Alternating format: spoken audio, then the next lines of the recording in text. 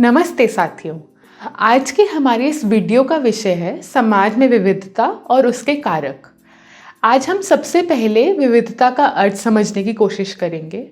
फिर हम यह जानने की कोशिश करेंगे कि हम अपने समाज में, अपने परिवेश में विविधता को कैसे पहचान सकते हैं। और अंत में हम उन कारकों के बारे में बात करेंगे जो विविधता को प्रभावित करते हैं। सबसे पहले विविधता का अर्थ समझने के लिए हम एक उदाहरण लेते हैं। आप अपनी स्क्रीन पर दो लड़कियों के चित्र देख सकते हैं। अब अगर मैं आपसे ये पूछूं कि इन दोनों लड़कियों में क्या अंतर है जो आप देखकर बता सकते हैं, तो आप शायद बोलेंगे कि इन दोनों की आंखों का रंग शायद अलग है, इन दोनों के बाल अलग हो सकते हैं, बालों का रंग अलग हो सकता है, त्वचा का रंग अलग हो सकता है। ऐसा क्यों होता है? यह इसलिए होता है क्योंकि हम सभी, आप और मैं और ये दोनों लड़कियां जो आप देख रहे हैं चित्र में, सेल्स से बने हुए हैं। सेल्स, जिन्हें हम कोशिकाओं भी बोलते हैं, इनके अंदर जीन्स होते हैं। जीन्स आपके और मेरे बिल्कुल अलग होंगे। आपके जीन्स यूनिक होंगे जो सिर्फ आपके या आपकी किसी फैमिली के पास ही होंगे, और मेरे जीन्स यूनिक होंगे जो मेरी शारीरिक संरचना को प्रभावित करेंगे।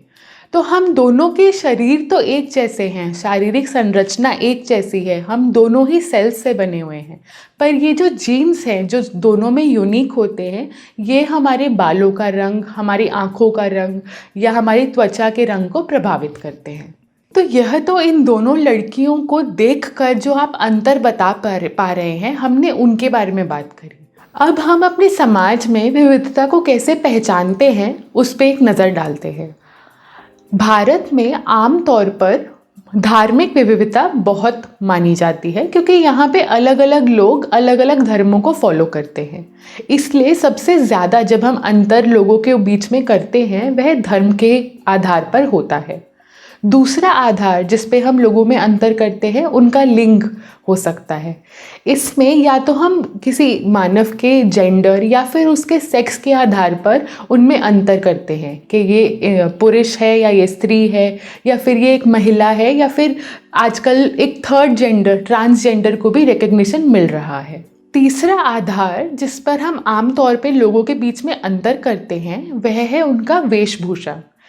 ऐतिहासिक कारणों की वजह से भारत में अलग अलग धर्म माने जाते हैं, लोग अलग अलग धर्मों को फॉलो करते हैं। इसी के चलते अलग अलग धर्मों, संस्कृतियों में अलग अलग तरीके के कपड़े पहने जाते हैं, और इसके आधार पर भी हम लोगों के बीच में अंतर करते हैं, जिसे हम वेशभूषा के आधार पर विविधता बोलते हैं। यह जो तीन आधार है जिनके बारे में हमने बात करी, धार्मिक, लैंगिक और वेशभूषा, यह वह आधार है जो काफ़ी कॉमन है और जो हमारी दैनिक जीवन में हम इस्तेमाल करते हैं। पर क्या इसके अलावा भी कुछ है जिससे हम विविधता को पहचान सकते हैं? बिल्कुल। कौशलों के आधार पर विविधता एक ऐसा प्रकार है जिसे हम आम तौर पर भूल जाते हैं। मानव, खास करके बच्चों का अलग अलग प्रकार का कौशल होता है और क्षमताएं होती हैं। ऐसा ज़रूरी नहीं है कि एक ही कक्षा में सभी बच्चों को गणित पसंद होगा या सभी बच्चे फुटबॉल खेल पाएंगे। सबकी अपनी अपनी रुचियां होती हैं, इंटरेस्ट होते हैं, जिसके आधार पर वे अपनी क्षमताओं को और बेहतर बनाने की ज़िंदगी में कोशिश करते हैं। इसी वजह से कौशलों के आधार पर विविधता को पहचानना भी ज़रूरी है। विविधता सीखने में भी आती है। इसे हम संज्ञानात्मक विविधता के नाम से पहचान सकते हैं। हमने यह देखा कि सभी बच्चों की अलग अलग रुचियां होती हैं।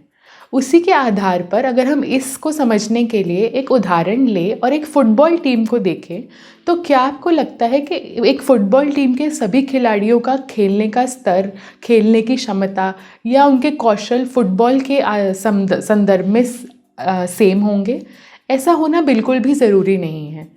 सभी बच्चे, चाहे उनकी एक ही रुचि क्यों ना हो, उनके सीखने का स्तर कभी भी समान नहीं होता है। कोई बच्चा एक तरीके से जल्दी सीखता है तो शायद कोई बच्चा किसी और तरीके से जल्दी सीखता है। इस वजह से संज्ञानात्मक विविधता को भी पहचानना बहुत महत्वपूर्ण है। विविधता को पहचानने का आखिरी आधार सामाजिक आर्थिक होता है।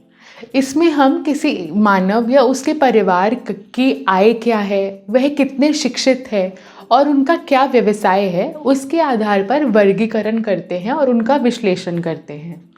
इसमें हम समाज के लोगों को अक्सर 3 श्रेणियों में डालते हैं, उच्च वर्ग, मध्यम वर्ग और निम्न वर्ग, जिसे हम अपर क्लास, मिडिल क्लास और लोअर क्लास के नाम से भी जानते हैं। हमने विविधता को पहचानने के 6 मुख्य आधार पर बात करी। अब हम अपने वीडियो के आखिरी पार्ट पर आते हैं, जो है विविधता के कारक। विविधता का सबसे पहला कारक, जैसे हमने वीडियो के बिल्कुल शुरू में बात करी, जेनेटिक होता है, हमारे जीन्स होते हैं।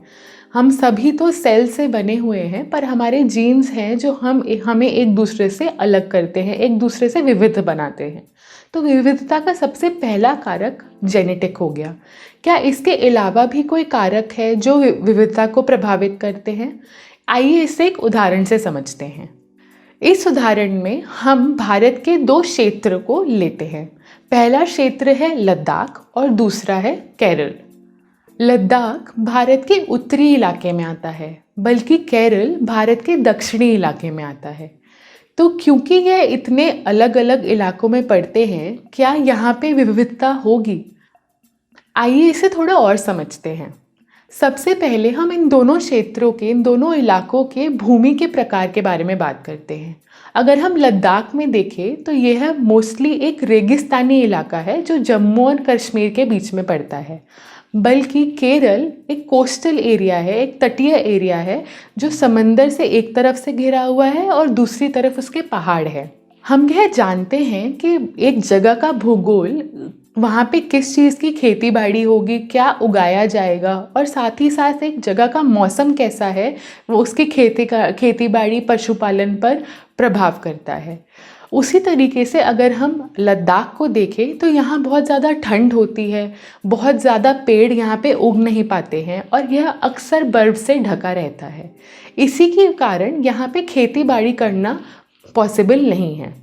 बल्कि केरल की तरफ अगर हम जाए, यहाँ का जो टेम्परेचर है, जो मौसम है, क्योंकि यहाँ बारिश बहुत अच्छी होती है, यहाँ पे मसाले उगाए जाते हैं। बल्कि हम लद्दाख को अगर देखें, क्योंकि वहाँ पे खेती बाड़ी करना मुमकिन नहीं है, वहाँ सबसे ज़्यादा पशुपालन भेड़ और बकरियों का होता है, क्योंकि वह वहाँ पे आसानी से ज़िंदा रह पाते हैं। भेड़ और बकरियों से सबसे ज़्यादा हमें ऊन मिलती है और इसी की वजह से लद्दाख का पश्मीना सबसे ज़्यादा प्रचलित है। तो हमने यह जाना कि भूमि और मौसम की वजह से एक एरिया में, एक इलाके में क्या उगाया जा सकता है या कौन से पशुओं का पालन किया जा सकता है, वह बहुत हद तक उसे प्रभावित करता है। तो यह तो हमने समझा कि एक जगह की ज्योग्राफी कैसे उसके खाने पीने को प्रभावित करती है, खाने पीने में कैसे विविधता लाती है, वहाँ पे कैसे अलग अलग चीज़ों की खेती बाड़ी या अलग अलग पशुओं का पालन होता है। इसके अलावा कौन से कारक हैं जो विविधता को प्रभावित करते हैं? एक तीसरा कारक है इतिहास। अगर हम इन दोनों क्षेत्रों के इतिहास के ऊपर एक नज़र डालें तो हम यह देखेंगे कि क्योंकि लद्दाख का ऊन बहुत ज़्यादा प्रचलित था, इतिहास में उसने बहुत सारे अरब और साथ ही साथ चीन ट्रेडर्स को यहाँ पे अट्रैक्ट किया। जब अरब और चीन ट्रेडर्स लद्दाख आए तो वह यहाँ व्यापार करने के लिए काफ़ी समय तक रुके।